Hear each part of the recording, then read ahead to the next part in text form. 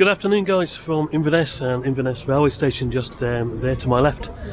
Tell you what, my original train up here from Dundee this morning was cancelled, so I had to rush out of the hotel and get an earlier train. But that's fine because I'm here now, and the reason I'm here is because I'm going to be taking a journey I've been wanting to do since I was really small, and that is the Far North Line. It goes all the way up to Thurso, and yeah, it's taken me years and years and years to get to this point where I'm finally going to do it. The train leaves at 1400 and it is a 3-hour and 50-minute journey, so yeah, I've got some provisions for the train, and yeah, I'm hoping it's a fantastic day, so I'm hoping to see some amazing sights. Come with me for this trip and I will see you on the train.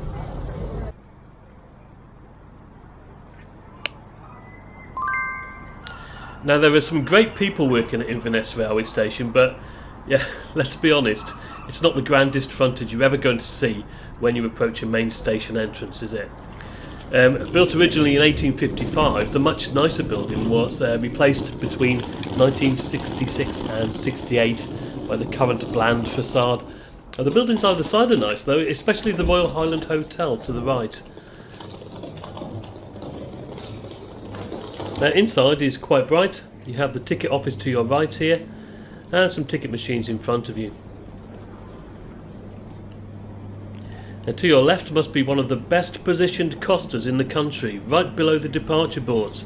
So if your train's late, or you're early, what's the first thing you're going to think of? There's a pub in the corner, and a good sized waiting room, and unsurprisingly, there's a WH Smith's too. Everything you need really to stock up for the journey ahead. Oh, your ticket works? Yeah. That's the first thing, isn't it? See you later, mate. I made my way through the ticket barriers manned at the time of my visit by the very helpful Callum, and I headed for the train, which was already waiting on platform 6, a 2-car class 158 diesel unit in the usual Scotrail livery of blue and white. It didn't look like it was going to be particularly busy on this service today, and there was plenty of space on the train with about 10 minutes to go. Last time I journeyed out from Inverness, I was off to the Kyle of Loch, which was a great trip, though it was somewhat spoilt by the state of the windows. Now this time I was prepared. So after dropping my bags at my seat, I nipped back outside with some rag and gave them a quick wipe. Not perfect, but yeah, it would make for much better filming. Our train departed on time and was soon making its way out to the station. As you can see here, the weather was absolutely fantastic. And what a day to be travelling on one of the most scenic lines anywhere in the British Isles.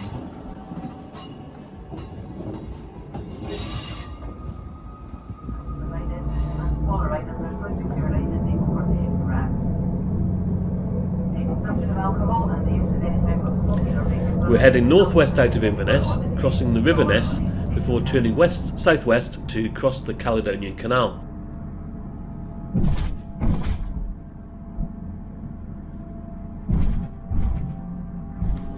The train then follows the banks of the Beauly Firth towards our first stop of Beauly, 10 miles down the line. I must admit, we'd only just left Inverness and the views were already spectacular. I would suggest sitting on the right hand side of the train for the northbound service, though yeah, I must say it was I did find myself swapping from side to side because, especially later on in the journey, the scenery does seem to engulf the train on both sides. And after Beauly we passed through Muir of Ord, which is a great name, isn't it? Before reaching the rebuilt station of Conan Bridge. Its platform, you will note here, is only just large enough for one of our 2 carriages. We crossed the River Conan here, as you would expect, heading north into Dingwall, population about 5,500. Dingwall is the second busiest station on the line, believe it or not. And if you're heading down the Kyle of Loch line, you will diverge here to the west, just north of the station.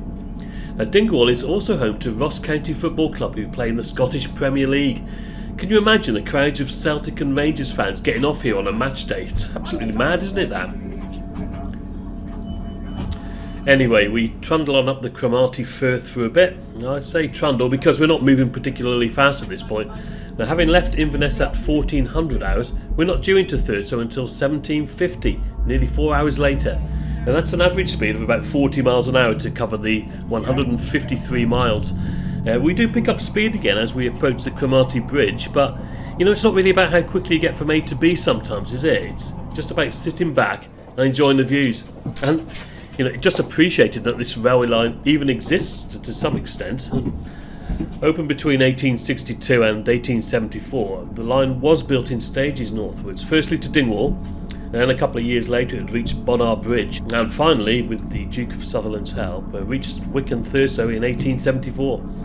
It's entirely single track with the occasional pass-in loop. The line currently has 26 stations and 8 request stops, served by these typical 2-car class 158 diesel units. We are now approaching Invergordon. Please mind the gap when alighting from this train. Yeah, Invergordon here, where the sizeable buildings are no longer in use, but they do look well preserved, don't they? And apparently the platform's long enough to take 8 carriages. Yeah, not today though, and I guess the days of the old class 37s, 24s and 26s are long gone, aren't they?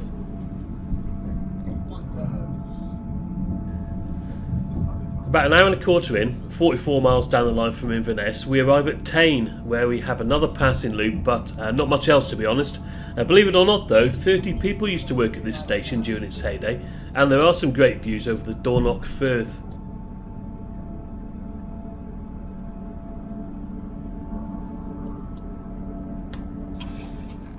We once again begin to head west instead of north, but yeah, like I said, it comes with the territory, doesn't it, this? Enjoy the views as we head towards Ardguy, the request stops of Coleraine, Invershin and Rogart, before reaching the beautiful station buildings of Golspie.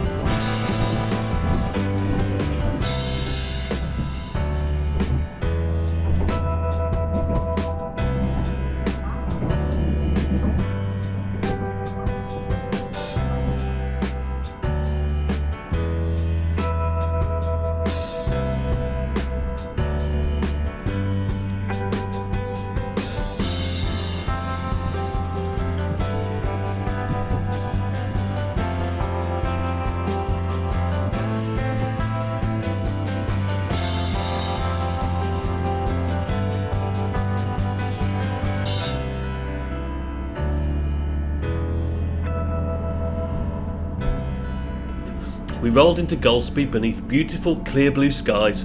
84 miles from Inverness we are at this point, so yeah, past halfway. Opened in 1868, it was the original northern terminus of the Sutherland Railway, after they'd run out of money. But they did manage to build this lovely station building here, which has since been converted into a house. And whilst we're here, we'll have a look at the seating on this Scotrail service, shall we? And it's a mixture of airline style and table seating, as you can see here. Now, I was sat at the table opposite on my own, but yeah, I reckon if it was busy, then leg room and table space could be a bit tight. And there are double USB sockets which worked, and the seats themselves were very comfortable, I thought. Nice soft headrests with good padding on the back and lower areas. Drop down armrests between the seats, and above your head you have adequate rack space with additional storage for large luggage near the vestibules at both ends of the carriage. Now, one thing to point out, there was a catering trolley service on this train, which was great, and you can get snacks and cold hot drinks, the usual stuff really. But I would probably advise that you stock up before boarding, because I'm reliably informed that it is a bit hit and miss whether you get the trolley or not. I was gifted a lovely cheese sandwich by one of my Ko-fi supporters on this trip, and yeah, I'm always happy to accept food and coffee donations to keep me going. It all helps, doesn't it?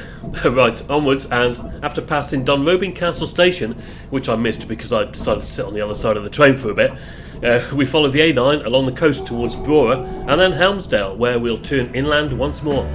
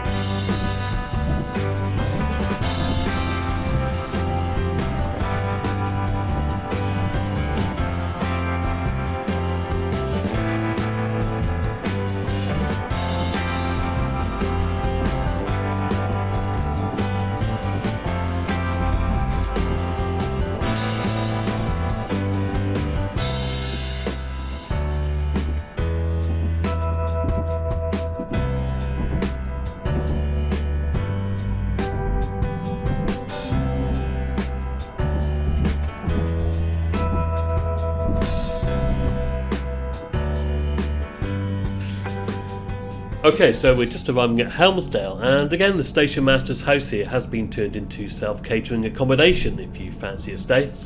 There's another archetypal Scottish Highlands footbridge over the tracks, and an old signal box further up the platform. Now we're past the 100 mile mark here, so I think at this point it's time to have a quick look at the toilet on board. And yeah, locked manually here, there's a small mirror with some random toilet paper or something on the top. I'm not sure why, to be honest.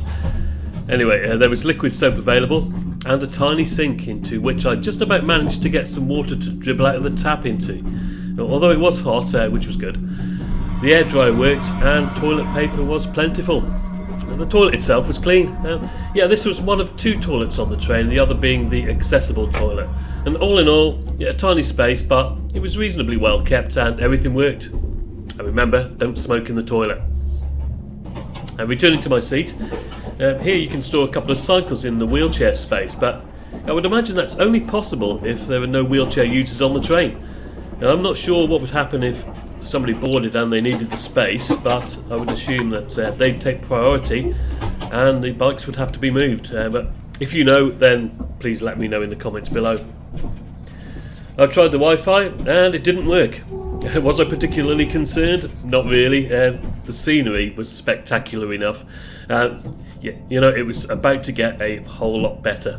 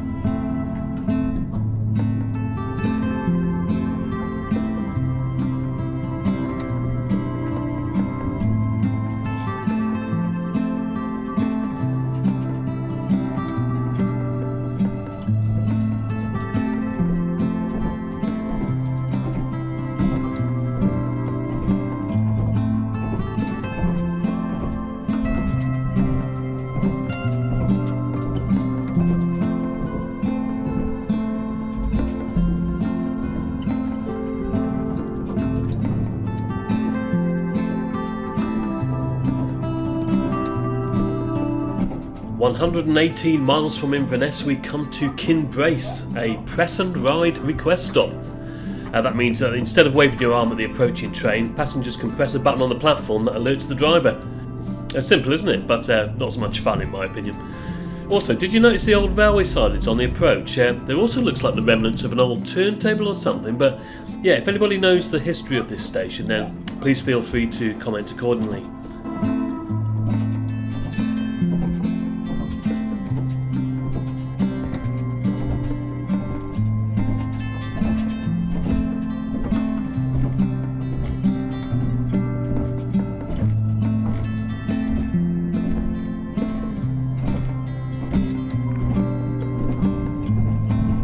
We're now calling at Thurso, and look at this, right? We've travelled past lochs, beaches, mountains and rivers.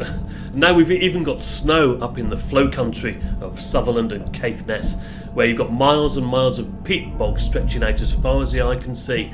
This line really is a journey of contrast, isn't it? Just absolutely stunning.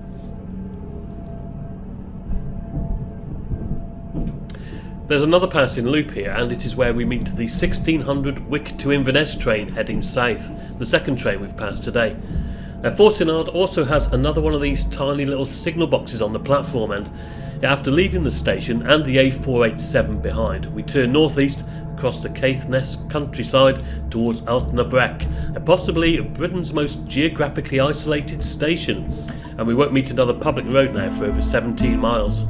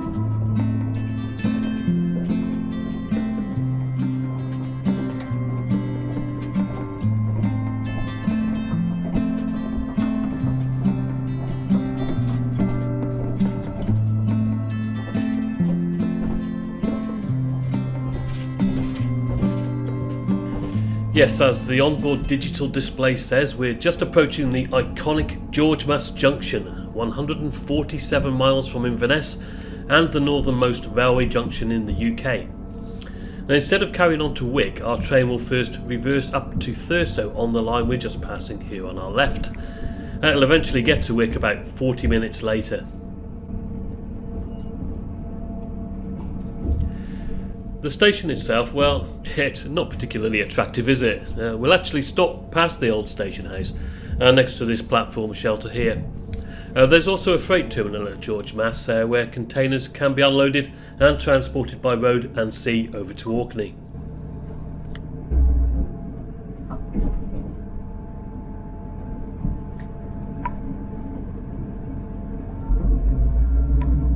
So over onto the Thurso branch for the final 6 miles of the journey to the northernmost railway station in the United Kingdom. Advance tickets for this trip between Inverness and Thurso, just £14 for an adult single without railcard as well, and let me tell you now, it is worth every penny. A comfortable train, not too busy, great staff, and the scenery, well, as you saw, it was just breathtaking, wasn't it? We pulled into Thurso station, where you will notice there's a very convenient Premier Inn just up here on the left, and that would be my hotel for the night. It's about half a mile from there down to the coast.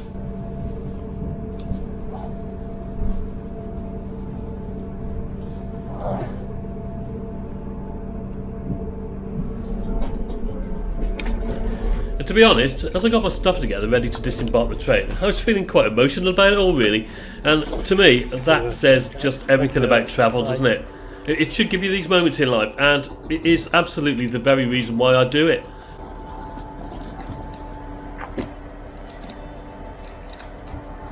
I walked up the platform to look back on the train and watch it leave. And before it did, I just took a minute or so to sum up the journey. Wow. I'll tell you what, guys, that was one of the best train journeys I have ever taken. And do you know, I'm almost lost for words. The scenery was just amazing, and the weather, well, just got lucky, didn't I, with that. So much to say about the journey. If you ever get the chance, then I would definitely recommend it.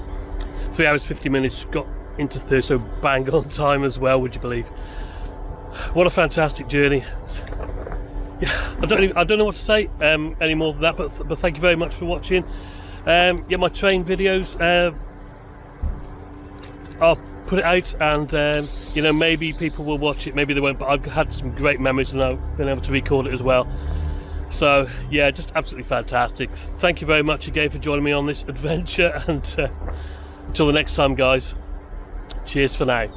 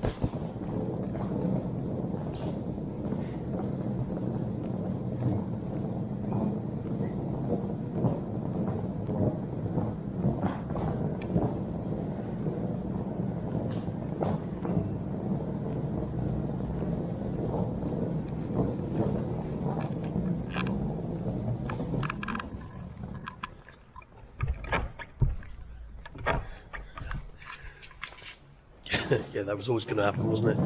Oh well.